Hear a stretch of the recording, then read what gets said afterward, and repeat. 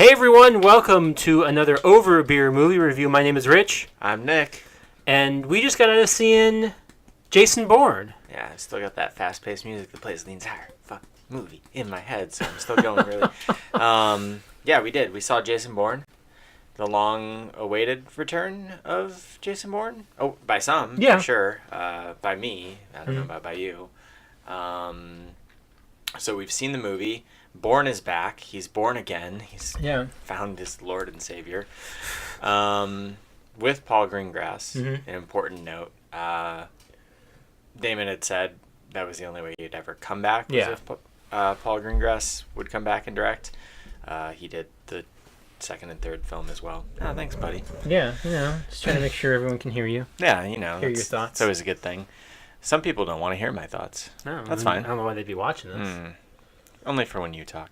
Oh, okay. So yeah, Bourne's back. So as usual, we'll start this review off spoiler free, and then we'll be very clear once we jump into spoiler territory. So if you haven't seen it, we'll just start off by telling you if we think that you should, and then we'll move into spoilers. Yeah.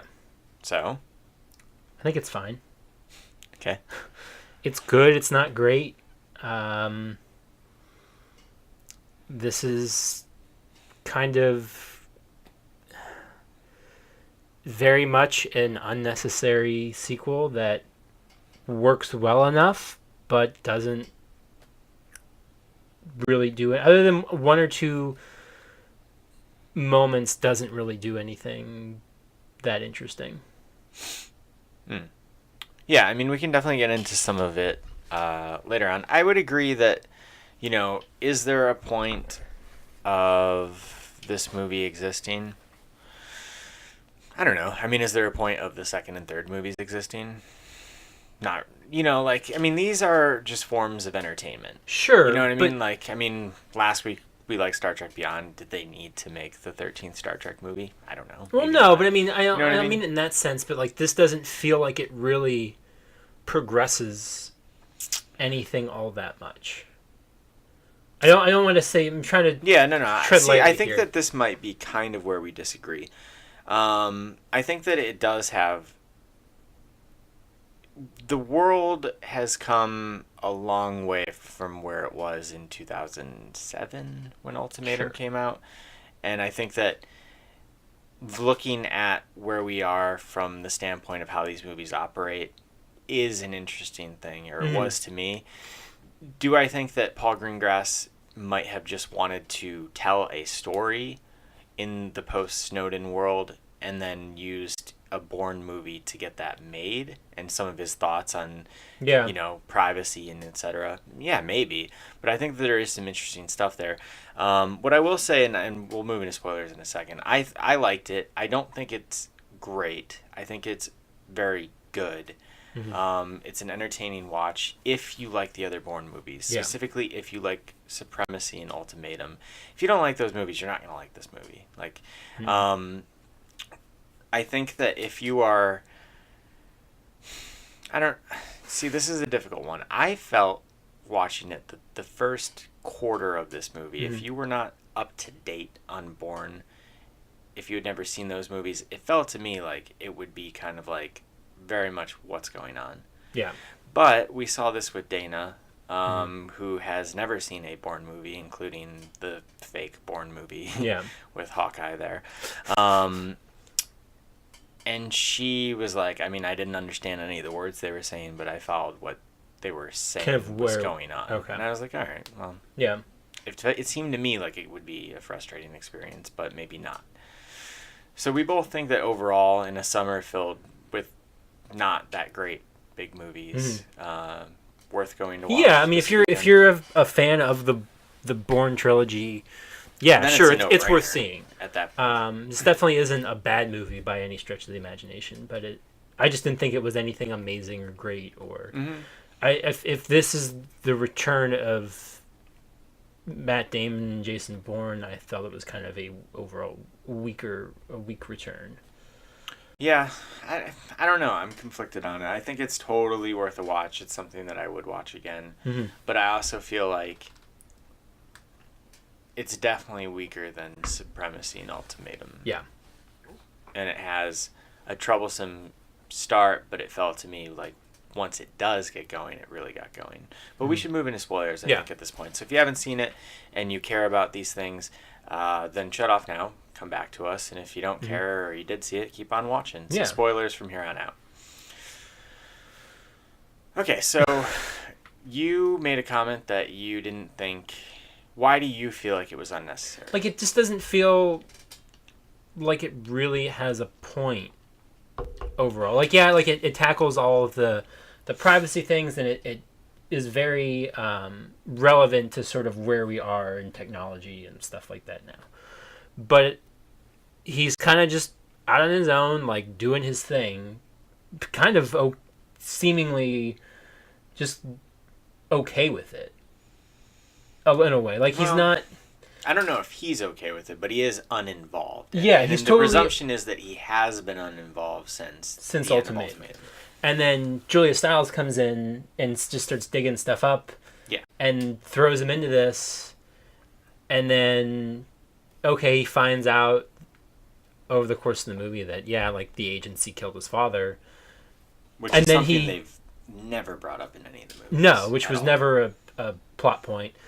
And then by the end of it, he distrusts the agency again, and is just kind of in as a ghost. Like, it just, other than finding out. Let's talk about the end in a second. Okay. I agree with you. I thought that the first quarter of this movie, until basically when Julia Stiles dies, is very sloppy, verbose in its wordage of nonsense. The only thing that I enjoyed about the beginning was, I didn't even think the chase and the riot sequence was that great, but I really liked the idea of, like, you remember the chases in those similar situations in Identity, Supremacy, and Ultimatum, and then you see how far technology has gone, that, like, Vikander is speaking to the asset and going, like, just turn this way, and tapping into social media for facial recognition, and all these things that, like, even the government probably can do. And it's just like, I was waiting for Bourne to go, this seems harder than it used to be, or something. Yeah, like, even, like, in the apartment where they're like, oh, well, there's a cell phone in there, we can use that cell phone and just tap into any technology in the room. Which honestly seems plausible enough. There was one moment later on that thankfully didn't get used to the end, when he's in the tech conference and he sees that, like, thing where it's like, record video conversations from 50 feet away, and I was like... Because if he had used it right then and there, I would have been like, that's the most convenient thing ever. But it didn't come into play until later on, so it was a little bit more fine. But I thought he was going to actually use it right there. Like, come on. That's like the biggest plot device all ever. of my spy equipment is right here in front of me, just for the taking. But yeah, I thought once she dies, once Nikki dies, I thought that the movie shifted into a much more interesting pace that carried basically the rest of the movie. Yeah. I really liked Vincent Cassel as the asset. I really liked Tommy Lee Jones as the new CIA director, and I thought Vikander was a strong presence. I wish that they had just allowed her to be British.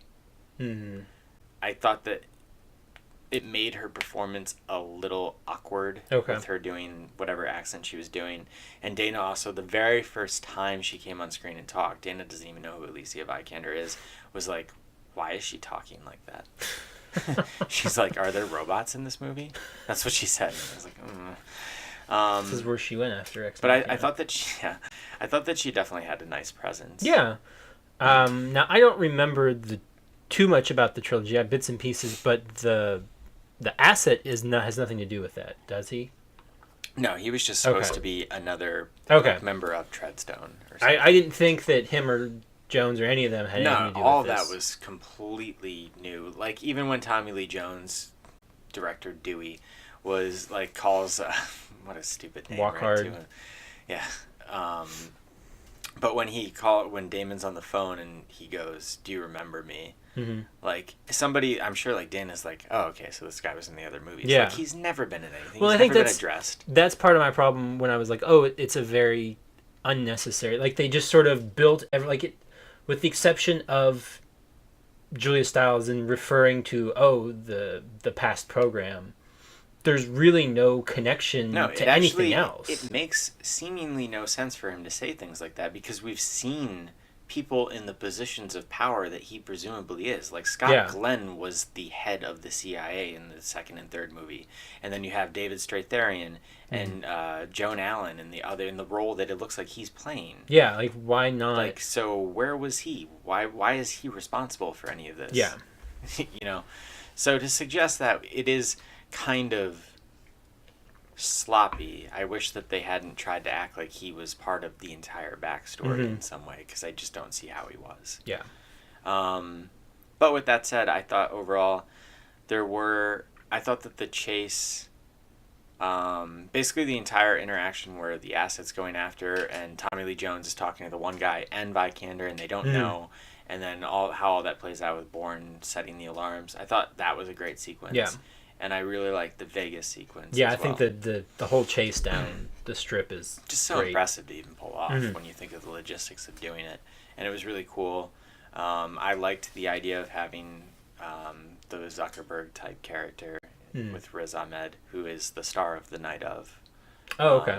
So I was like, oh, cool, this guy is popping up in something else. Yeah. I liked that idea of social networking playing into the role in some way, even if it was also sort of convenient that the head of the CIA was going to this conversation with them in the middle of all this happening. Yeah. And all of that. It was kind of like... It's all a little convenient. But overall... I think I just wish... Because when you look at the movie, and we kind of talked about this with something else we talked about recently about it being a simple... Oh, with Trek. Is that it was a very simple story. Like, it didn't feel kind of as intricate and big as as I remember the trilogy films being. Like, it's just very much, you have the chase and the style stuff at the beginning, and then you have not a whole lot, and then you have the interaction with the asset and the British guy, and then cut to Vegas, and then you have the whole Vegas sequence. Like, there's not a whole lot to this. No, I mean, yeah, because the point of... First of all, you have the overarching theme in the first three of him trying to figure out who he is. Yeah. And so that kind of carries over. And then within the first two and then the third one, there's like trying to take down Treadstone and trying to take down Blackbriar. And they don't really have that conflict in this, and he knows who he is. And they try to insert some of that personal dilemma with the father thing. But to me, it just felt a little bit ridiculous that his dad was somehow behind this, and this is the first we're hearing about it, too. Yeah, you'd think that would have come up. Like, there's not really anything tying this to the first trilogy, which is... Not in any logical way. They try to force it. But I still found a lot of enjoyment out of watching it. It's kind of like... These movies, in some ways, are like comfort food for me. I just enjoy watching this type of thing. It's why I liked 24 even when it was ridiculous. I mean, it's I don't dislike it. I think it's good. I just don't think it's not nearly as strong as... Yeah, well, I mean, we're almost done talking about this, but one of the things that the first three were always praised as being... They were anomalies, and all the reviews would always say they were anomalies of action that is compelling but smart. Smart movies for adults amidst all the Fast and Furiouses, etc. And I don't really feel like much of this movie was smart. Some of the ideas of privacy and social networking and all that are, but there's a lot of stupid things. Like it had the elements there. If they had maybe developed the script a little bit further, they could have had something as smart as the other ones. Yeah. But it has some good set pieces, though. Yeah. The Vegas thing was cool, and I love how it ended down in that like dark with the fight, and that was very like French Connection to me, and it was entertaining. Yeah, I mean, it was something that I was looking for in this summer, and it did kind of sneak up on us, which is what we talked about. It didn't, even as of a few days ago, it didn't feel like this was coming out. Yeah, like I really hadn't heard much buzz about this or anybody talking about it at all. Or have they said whether this is supposed to start another trilogy or if this is supposed to do anything, or it's just kind of like, well, we made another one? I haven't read much, but I did see some comments from Vikander this morning who said that she is all in on being in Bourne movies. Like, she will come back. So, let's talk about the end real quick. Okay. So the end, she sets it up where it turns out like her motivation for getting Tommy Lee Jones out was because she wanted in that position of power, and then like she basically plays it off to Bourne like she wants to bring him in. She's trying to help him, but then she was actually talking to whoever that other guy was, that somebody else who we don't know. Who she would be just like Tommy Lee Jones. If he doesn't play ball, she'll kill him. Yeah. And Damon hears that, but I feel like they're setting that up in a way that they could do either thing. What do you mean? In the next one, like, he actually could come back in and just be like, I heard your conversation, but that is how you have to act. Mm-hmm. Or he could be on the run again. They could. It could literally go either way. Yeah, she could. If they made another one after this, they could take it as, oh no, she was actually playing the CIA, or she was in fact playing like it's. Yeah, but I mean, he could just be like, I totally understand. Like, you have to say that. Like, if they wanted to just, like... Because it would be, to me, it would be more interesting if he actually came back in. Mm-hmm. Because he's been on the run since the opening frames of the first movie. Yeah. Like, we've seen that. There's enough We don't of that. need it anymore. I don't need it anymore. Have him actually work for them and show why having somebody like him in the CIA is actually a good thing and not just used to run down other people like him. Yeah. Because that's all that they've ever shown that the agents do. Like the assets. They just go after other assets that go rogue. So that's what I would want to see. They got to get their program together. I would want to see him working for the CIA in the next one. That's what I want. I think that would be more interesting than... We'll see. I mean, if this movie isn't successful, then there won't be a next one. Yeah. I'll bring Renner back for... But they can't wait. Yeah, they'll bring Renner back. That's not going to happen. They can't wait, though. If this movie is a hit, like, there was almost 10 years in between Ultimatum and this. Like, Damon's almost 50. Like, if they're going to make it, just make it. Mm-hmm. This is one of the first movies of Matt Damon where I'm like, he's starting to show his age a little bit more. Yeah, definitely. And I watched Identity the other night, and I'm like, this was, I mean, it was long ago. It's like 16 years at this point. But he looks so much younger. Yeah. And I mean, he's still, he's still great. And he's yeah. Blah, blah, blah, blah, blah. But he has changed a lot. Mm-hmm. Yeah. I mean, there's going to be a day where these guys can't do this anymore. They're just like, I don't want to. Like him, guys, like Cruz. Cruz is going to keep doing missions and Jack Reachers for the rest of his... Like, how much longer can he do it? He's like I didn't think 5 he'd be years doing older it. than... I didn't think he'd be doing the last one. And there he is. They're doing awesome. another one. They're still awesome. Yeah. But yeah, so that's Jason Bourne. I enjoyed it. I mean, pound for pound, it's one of my favorite summer movies because there hasn't been very many good ones. That's true. We still have the one more big one next week, so which we will be reviewing, and that is Suicide Squad. So stay tuned for that. Yeah, that'll be up next week. What did you think of Bourne, Jason Bourne? Were you excited to have Matt Damon back? Are you a fan of the shaky cam action? Are you a fan of the shaky cam action? I think it's fine. I was thinking about that a lot during this one. I was like, I haven't seen a movie shot like that for a while. So just imagine how long it takes them to get all the inserts. Yeah. Oh my god. And I was like, okay, once in a while it works. And I think, because Supremacy and Ultimatum, I think they were pretty close year-wise, when they came out. And then he did 2007 Green Zone and all this other stuff, and then it was a very Paul Greengrass thing, and still is. But I hadn't seen it for a while, so I was like, okay, I don't mind it every now and again, but I like it. I think it's effective when used sparingly in movies like this. Yeah. Not every movie, but when we for something like this, it works, and out. You're getting into the action, you're getting into the car chases. I always find myself 3-4 times in these movies of Greengrass's just begging him to pull back. Just once pull back and show these two fighting. Well, even when they're showing the answer to the phone and you're trying to read it, and I'm like, just let the camera stay still for just a second. Or that awesome shot where he jumped the car over the balcony of or Bally's or whatever it is, and then it ran in the thing. I was like, just pull back, just show me it, just one time, just show me what's. But they don't, and that's all about the hand to hand, the closeness of it, I guess, from his perspective. But overall, I do like it. But anyway, do you like Shaky Cam? Tweeted us. Were you excited that the Moby song came back for one more appearance at the end? Let us know in the comments. Yeah, or you can tweet at both of us. You Yeah. can tweet at me at Rich Belson. I'm at Stonks. The channel is on Twitter at OABeer_official, and you can find us on Facebook at facebook.com/overabeer. Instagram is over_a_beer, and of course right here at youtube.com/overabeer.